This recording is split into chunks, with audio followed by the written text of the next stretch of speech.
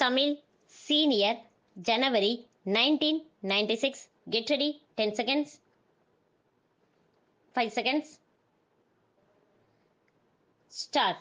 நண்பர்களே, பத்திரிகையாளர்கள் சங்கத்தின் ஆண்டு விழாவில் கலந்து கொள்ள எனக்கு வாய்ப்பு அளித்தமைக்காக முதற்கண் நான் நன்றி தெரிவித்துக் கொள்ள விரும்புகிறேன்.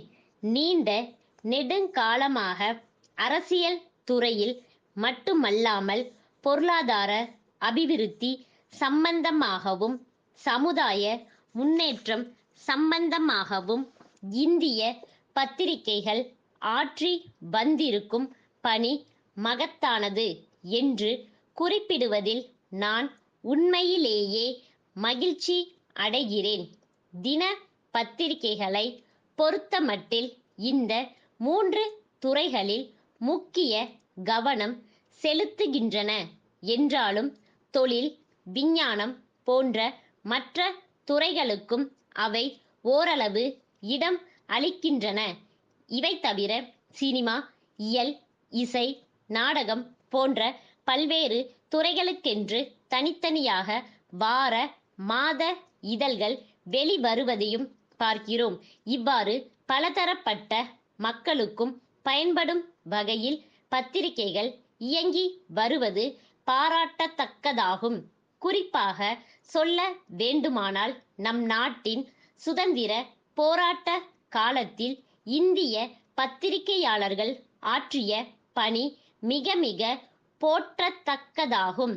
நாட்டின் விடுதலைக்காக பாடுபட்ட தலைவர்களின் எழுச்சிமிகு உரைகளை வெளியிட்டதன் மூலமாகவும் சுதந்திர போராட்டத்தில் அனைத்து மக்களும் பங்கு கொள்ளும் வகையில் எழுதிய தலையங்கங்களின் மூலமாகவும் பத்திரிகைகள் பெரும் பணி புரிந்திருக்கின்றன. சுதந்திரம் நமது பிறப்புரிமை என்ற உணர்வை கற்றவர்களிடையே பரப்புவதற்கு ஆங்கில பத்திரிகைகள் உதவி செய்தன என்பதை மறுப்பதற்கில்லை. எனினும் ஓரளவே கல்வியறிவு பெற்ற சாதாரண பொது மக்களிடையே சுதந்திர உணர்வை ஊட்டுவதற்காக பல்வேறு மொழி பத்திரிகைகள் எடுத்துக்கொண்ட முயற்சி ஈடு இணையற்றது என்பதையும் இந்த சந்தர்ப்பத்தில் நான் கூற கடமைப்பட்டிருக்கிறேன். பத்திரிகை தொழிலில் ஈடுபட்டுள்ளவர்களுக்கு அறிவுரையொன்று நான் கூற விரும்புகிறேன்.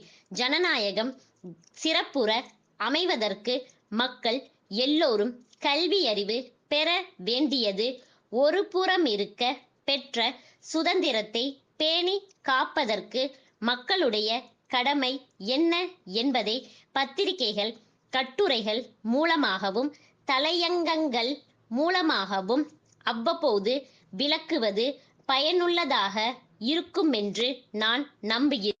அது மட்டுமல்லாமல் விரும்பத்தகாத உணர்வுகளை தூண்டும் வகையில் செய்திகளை வெளியிடுவதை தவிர்த்து ஆக்கப்பூர்வமான பணிகள் பற்றிய செய்திகளுக்கு முக்கியத்துவம் அளிக்க வேண்டுமென்று நான் கேட்டுக்கொள்கிறேன்.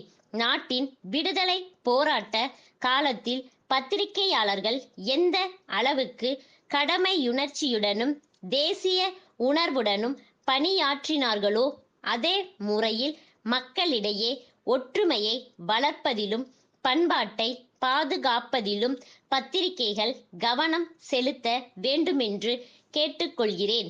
நாட்டில் ஜனநாயகம் தலைத்தோங்குவதற்கு மக்களுடைய கருத்துக்களை பிரதிபலிக்கும் வகையில் பத்திரிகைகள் சுதந்திரமாக செயல்படுவது அவசியமாகும்.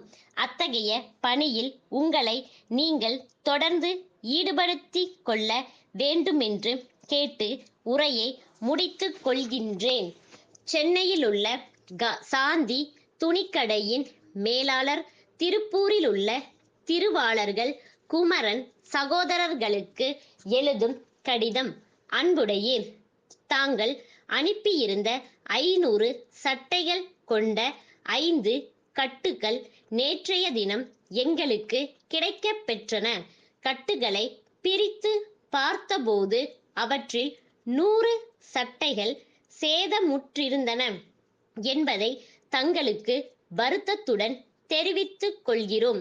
தங்கள் பொருள் விவர பட்டியில் கண்டுள்ள தொகையில் மேற்படி சேதமுற்ற சட்டைகளுக்குரிய விலையை கழித்து கொண்டது போக பாக்கி தொகைக்கான வங்கி காசோலையை 1-2 நாட்களுக்குள் தங்களுக்கு அனுப்பி வைப்போம்.